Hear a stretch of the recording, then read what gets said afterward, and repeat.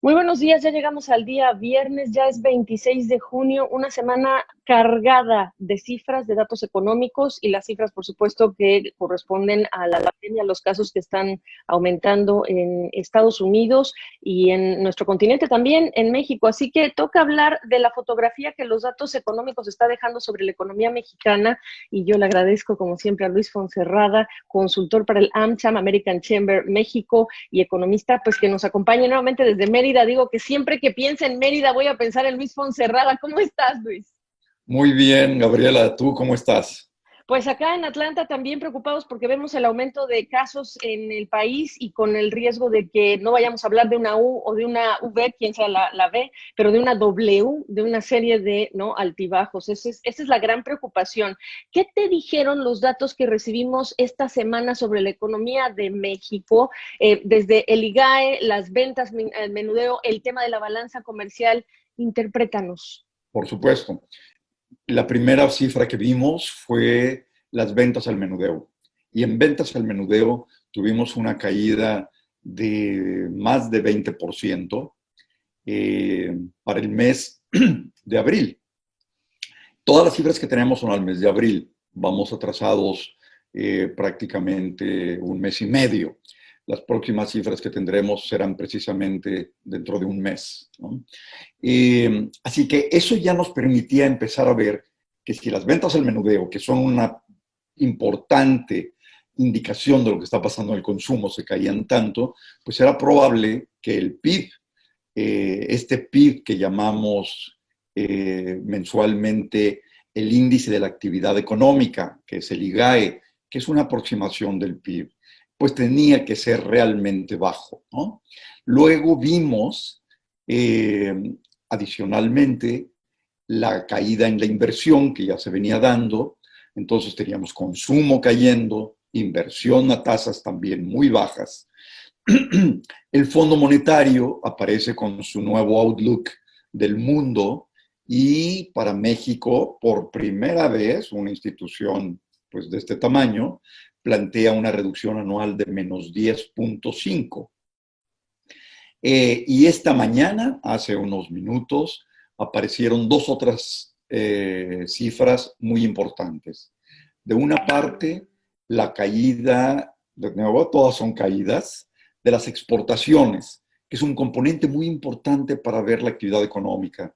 Y ahí la caída es enorme, ¿no? Superior a 50%, dependiendo de los productos, lo que indudablemente ya dejaba ver de nuevo una caída importante en la industria, en la producción. Y finalmente, la otra cifra importante de esta mañana es el IGAE, que quiere decir el índice general de la actividad económica, el índice global de la actividad económica.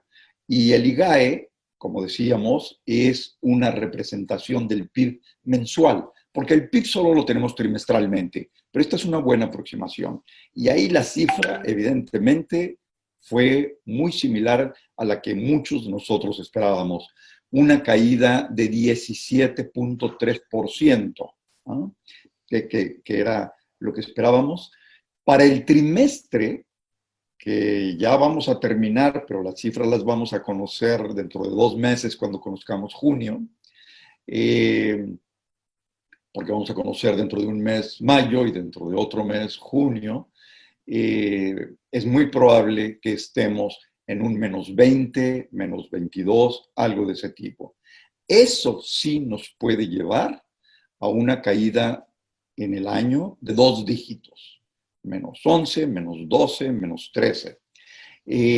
Si vemos los componentes del IGAE, es decir, ¿qué es lo que explicó esta caída de 17%?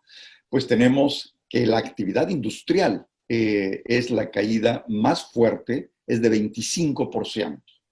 Es decir, un cuarto, ¿verdad?, de toda la actividad se redujo negativamente. Luego, los servicios, que son tan importantes porque representan la parte por mucho más grande de la economía, alrededor de un 70% prácticamente, cayeron en 14%, 14.4%. Eso es, evidentemente, la reducción del consumo. Todo tipo de servicios, Gabriela. salones de belleza, peluquerías, tintorerías, restaurantes, etcétera, etcétera, lugares de esparcimiento, de diversión, todo cerrado. Evidentemente, hasta es sorpresivo que solo haya caído 14%, pero es muy fuerte. Incluso las primarias que hubiéramos esperado, las actividades primarias son todas aquellas que son en el sector agropecuario, ¿no? El agrícola, buena parte de la agroindustria y sin duda toda la parte pecuaria, ¿no?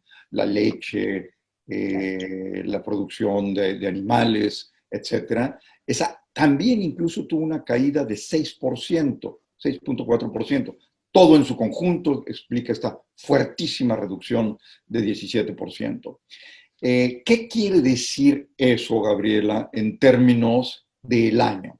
Mira, en las encuestas del Banco de México, en las que alrededor de 30 analistas presentamos nuestras proyecciones, yo era el más pesimista desde marzo, traía una caída de 12%, se presentó como una fuerte desviación de la media, un outlier completo.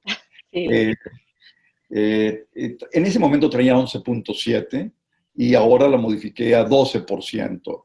¿Qué tan factible es que suceda esto?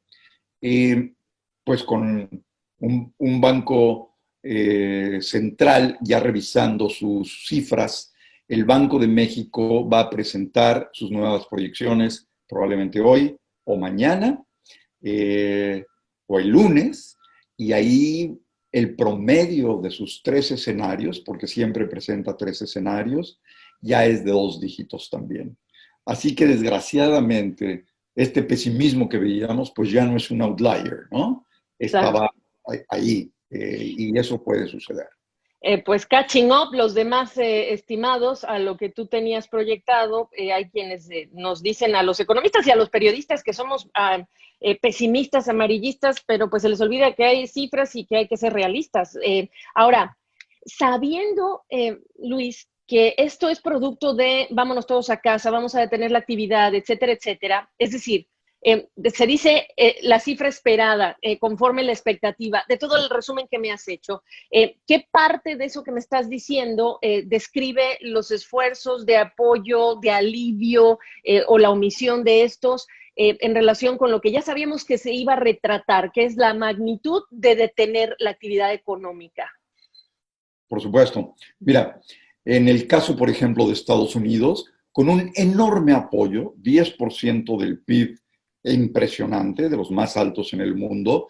Yo creo que la recuperación, si no se parece a una V, a una V, la verdad es que pues puede ser en todo caso una U, pero si hay, como tú decías, esta nueva ola de brotes, entonces, a lo mejor un nuevo encierro vuelve a detener la economía y ya no se trata de una recuperación en V, sino una W probablemente.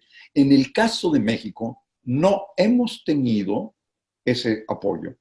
Es cierto, de acuerdo con las últimas cifras que vimos, que el gobierno gastó un poco más en el mes de abril, alrededor de 100,000 millones de pesos, pero 100,000 millones de pesos no es nada para México, absolutamente nada.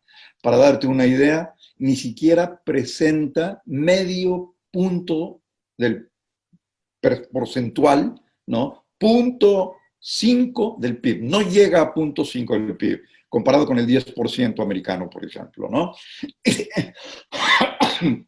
Perdón, entonces es mínimo. Eso va a impedir que en México haya una recuperación más importante. No hay un apoyo y por lo tanto la recuperación será mucho más lenta, ¿no es cierto?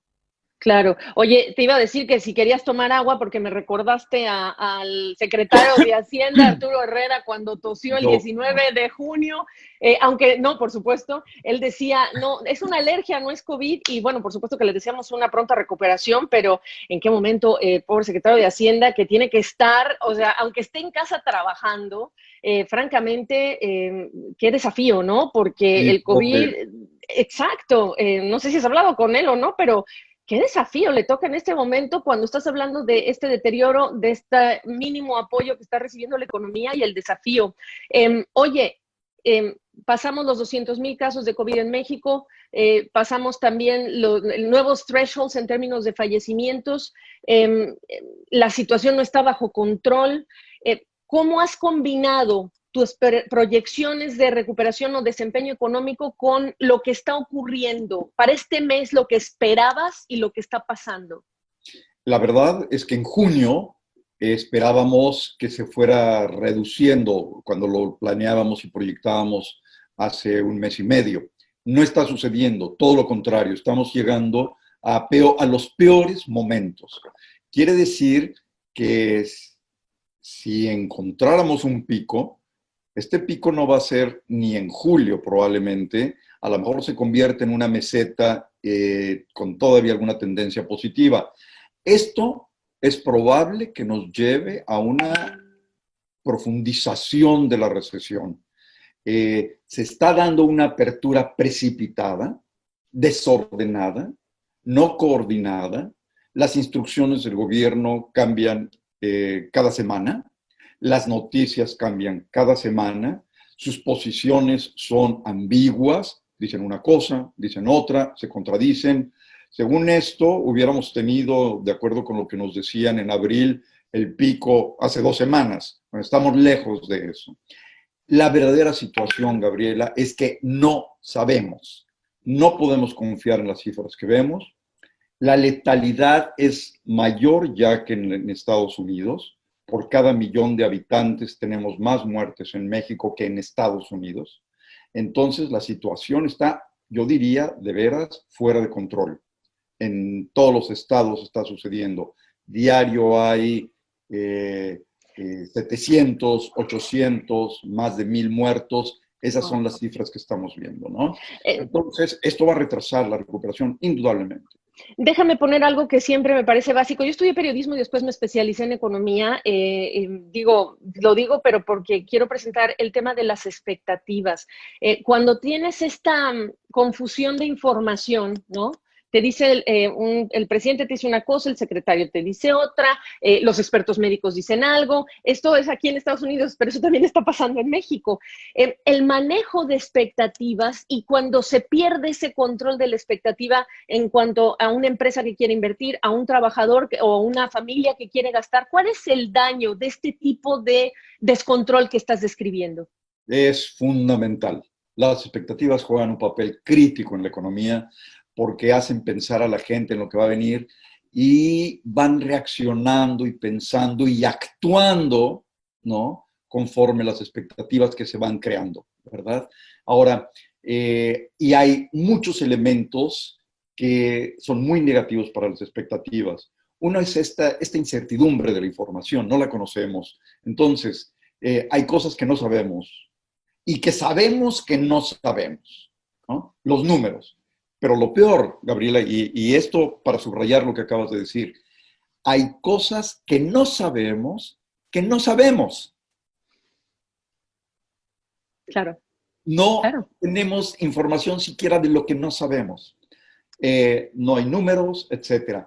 Y todo esto, junto a la falta de certeza jurídica, a los ataques continuos a la propiedad privada que vamos viendo, a las decisiones de empresas que se van retirando porque se está faltando al Estado de Derecho, están reduciendo cualquier posibilidad de una perspectiva positiva, de una expectativa positiva para poder invertir.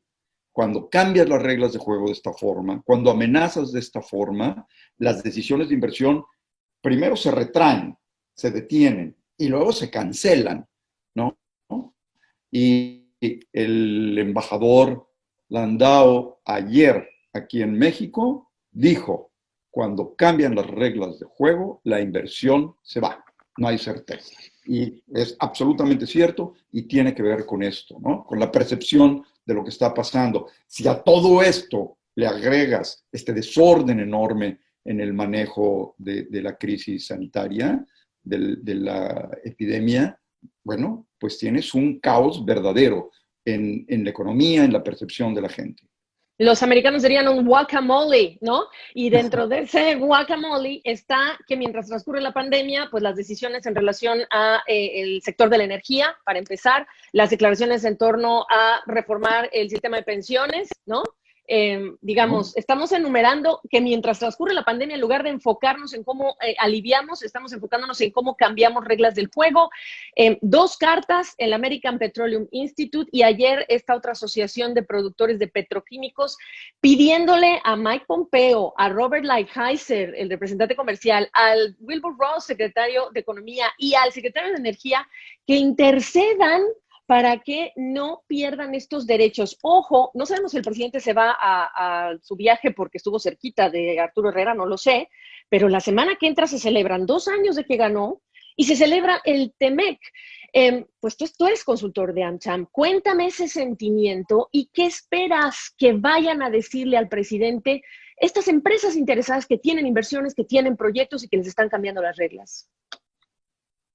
La principal preocupación en AmCham, la American Chamber en México, es este cambio de las reglas de juego. Desde hace meses, Gabriela, desde hace meses, es fundamental. Estas empresas se encuentran realmente muy preocupadas porque no solamente son el cambio de reglas de juego de cosas que pueden venir, ¿no? Bueno, se están redefiniendo. Con el TEMEC, el nuevo Tratado de Libre Comercio, se redefinen probablemente reglas. No, el problema es que están revisando cosas que existían, con las que se estaba funcionando, reglas existentes. Cuando dejan de respetarse, ¿qué haces? Imagínate que a la mitad del juego de béisbol te cambien la regla. No, pues ahora resulta que solo son 2 outs, ¿no? No 1. Digo, no 3, ¿verdad? O 1. No puede ser. Se acaba el juego. Ahí está. Ese es el problema, ese es el sentimiento. Es muy grave. La verdad es que creo que la principal aportación que puede tener es llevar a nuestro país el TEMEC, llevarlo a respetar reglas. Esperemos que eso sea porque es fundamental. Oye, pero qué bajo caímos, ¿no? Porque si estamos hablando de un potencial de un tratado, ahora tenemos que bajar como 40 pisos a decir, vamos a estar tranquilos si no se cambian las reglas. ¿Cómo es posible?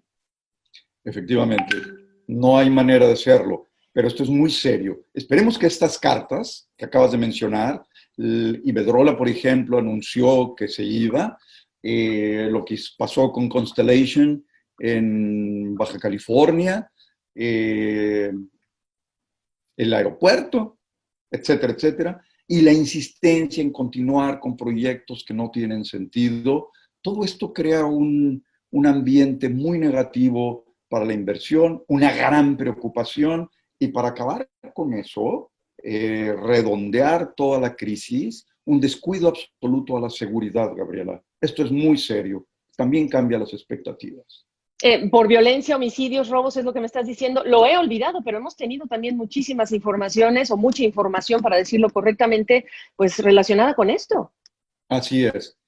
De las 50 ciudades más violentas en el mundo, las 5 más violentas, las 5 primeras, están en México. Y las 5 más. Y del total de las 50, tenemos 16 ciudades mexicanas que están entre las 50 más violentas. Pero ganamos con las 5, ¿no? Si eso no da tristeza como ciudadanos y ponemos a pensar nuestro voto y nuestro aporte de otra manera que no sea ideológica, no sé qué va a pasar en nuestro querido país. A ver, voy a ir cerrando ya. Yo puedo hablar contigo 1 hora, tú lo sabes. La primera cosa que me da pena también es que lo que dijo el embajador Christopher Landau, que además hace unos días decía, no creo que sea momento de viajar los turistas a México, y también le cayó, pero también ahora dice, no creo que sea un momento para invertir, y se rescató el audio. Después de que él decía que no lo dijo, pues sí lo dijo, y además está pues el testimonio vía audio. ¿No te parece lamentable que lo que está diciendo el embajador pues es real, pero que lo tenga que venir a decir un embajador, que se lo tenga que venir a decir al gobierno mexicano, un gobierno como el de Donald Trump, en lugar de que se escuche vamos, a todas las cámaras y a todos los empresarios que han llegado a Palacio Nacional a hablar con el presidente. ¿Qué me dices de eso? Que también parece, a mí me parece muy lamentable. Muy lamentable. Hace 1 año y medio, tienes razón, todos los organismos empresariales de todo tipo estuvieron presentes con cartas, con reuniones, diciéndole al presidente lo delicado que era, proponiéndole planes de acción, proponiéndole un pacto económico para crecer.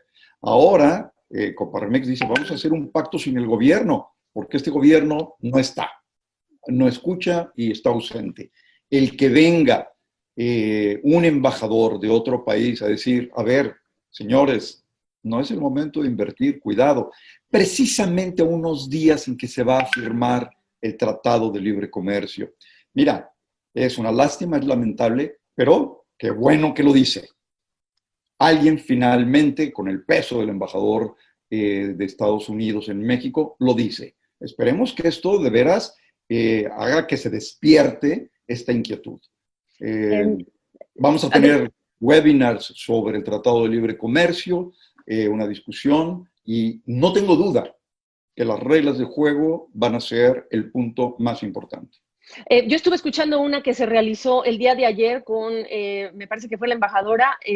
La verdad, te soy franca, yo vi mucha ausencia de esto que tú estás trayendo, que en la práctica es en el día a día cómo voy a operar con reglas de juego que están cambiando, en el día a día cómo voy a operar con esta crisis, en el día, o sea, todo eso no lo vi presente. Ojalá que sí, porque tu voz es muy importante y es una lástima porque decimos México primero, America first, dice Trump, y deberíamos escuchar a los empresarios. Quiero cerrar esta conversación, Luis Fonserrada, con el mensaje para los ciudadanos, pero en relación con, ya hablamos de la macro, ¿por qué me debe importar? ¿Qué pasa con el empleo formal en vista de esto que estás describiendo? Y si no pone de su parte la gente, y me refiero a esto, y si creemos que salir significa que ya pasó lo peor y nos confundimos, dame ese mensaje final y obviamente a todos nos interesa el empleo, nuestro ingreso, nuestras perspectivas a futuro.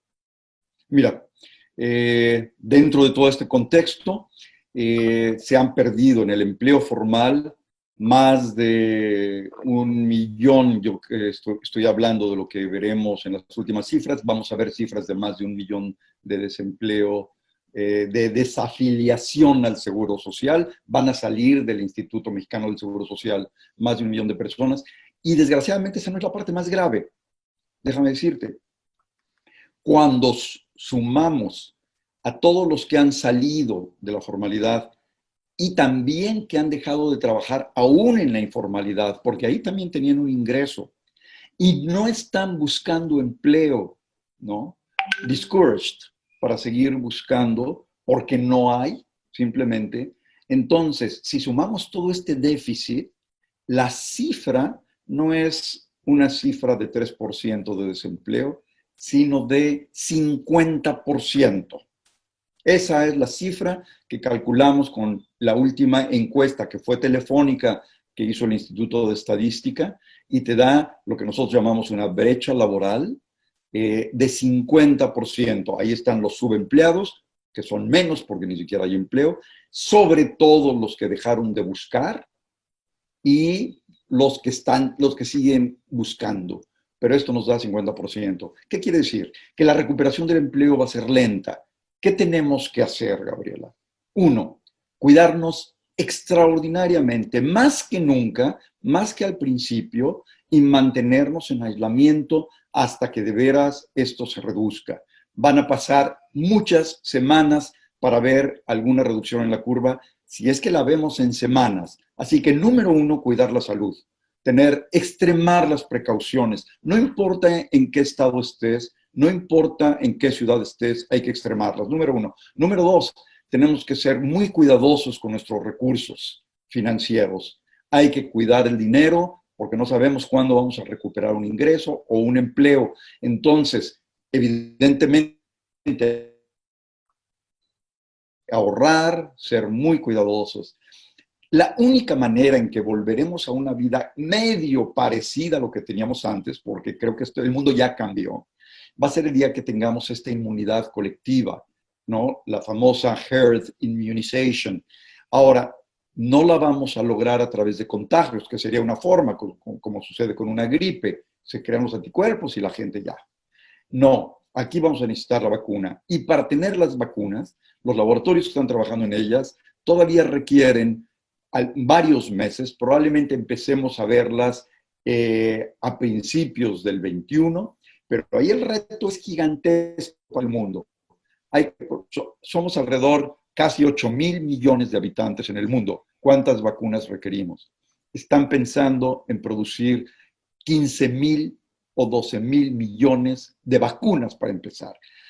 Y una vez, por supuesto que no van a aparecer todas el mismo día, van a ir apareciendo muy poco a poco.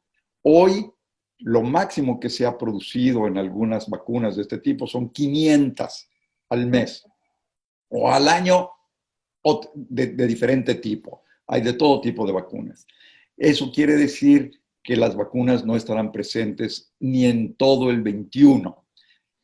Y luego la siguiente pregunta es, ¿cómo transportarlas? Tienes 15.000 millones de ampolletas por dosis y lo que están tratando de hacer es que haya ampolletas que lleven 5 dosis o 10 dosis, no está todavía listo. Y el otro problema es la temperatura. Muchas de estas vacunas tienen que ser mantenidas bajo cero, algunas de ellas a temperaturas de menos 50 grados centígrados, ¿no? Wow. Entonces, están también trabajando, tratando de lograr que se puedan mantener en alrededor de 20, 22 grados centígrados. Esto va a llevar tiempo. Así que la inmunidad colectiva va a tardar porque no vamos a tener esto. Por lo tanto, hay que ser mucho más precavidos, mucho más cuidadosos con nuestra salud. Estimadísimo Luis Fonserrada, qué bien que hablamos contigo, es un lujo poder contar contigo y la facilidad con la que me permites sentarme a platicar, aunque sea desde Atlanta y tú desde Mérida. Qué ganas de tomarme un agua de horchata en una mesa contigo platicando de esto, porque es simplemente simbrarnos a todos. Al rato platicaré con Alejandro Werner sobre los pronósticos que va a proyectar para América Latina, que bueno, el deterioro es evidente.